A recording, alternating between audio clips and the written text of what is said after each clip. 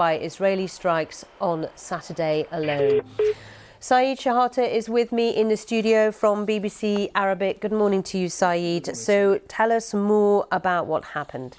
It was a drone attack by Hezbollah at a training camp at a military army base near Binyamina town. It's about 20 miles away from south of Haifa.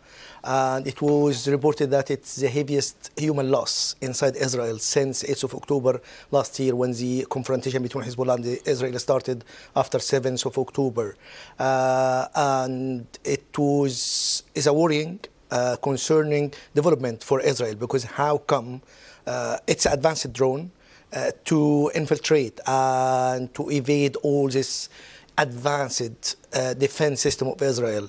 And Hezbollah before showed some locations of some military bases in Israel, so it shows have like some intelligence information about some stuff in Israel. So it's worrying for Israel that Hezbollah is not over yet. After the blows for Hezbollah, after the pagers, the walkie-talkie, and the assassination of Hassan Nasrallah and many leaders, still Hezbollah is a strong enemy for Israel. They have a stock of 150,000 missiles and all of stuff. So it is a worrying thing, and it shows Hezbollah is not finished yet. So it can put pressure on Israel to rethink again.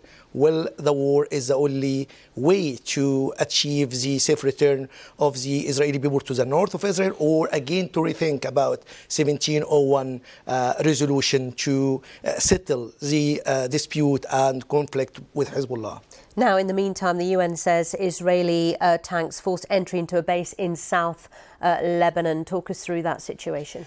It is a UNIFIL, the United Nations Interim Force in Lebanon, which was established in 1978, and its main mandate is to monitor the ceasefire according to the 1701 Security Council resolution after the war of 2006. So the United Nations said it's the Israeli tanks went through one of its positions. The United Nations Secretary General Antonio Guterres said this may constitute any attack on the peacekeepers, constitute maybe a war crime, and it's a breach of international law. Israeli saying they were recovering or evacuating some Israeli wounded soldiers. So there is debate between them. But Mr. Netanyahu, the Israeli Prime Minister, called for the UNIFIL to withdraw from the areas because it's considered as like Hezbollah hostages and as a human shield used by Hezbollah. But United Nations is insisting that no withdrawal because it's a mandate by United Nations. So it's a standoff between United Nations and Mr. Netanyahu. Saeed, thank you very much indeed once again for your update.